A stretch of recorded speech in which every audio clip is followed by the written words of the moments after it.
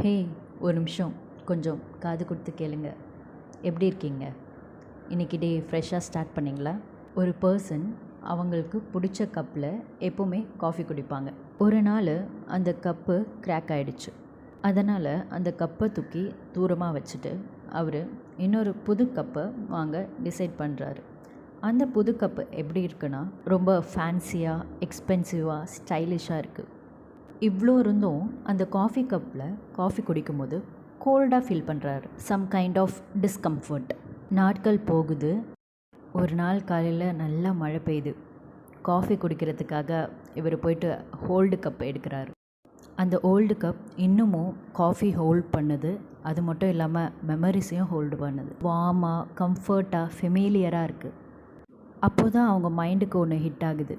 இந்த கப்பை கிராக் வீணாக்கலை, நம்ம மைண்ட் செட் தான் வீணாக்கியிருக்கு.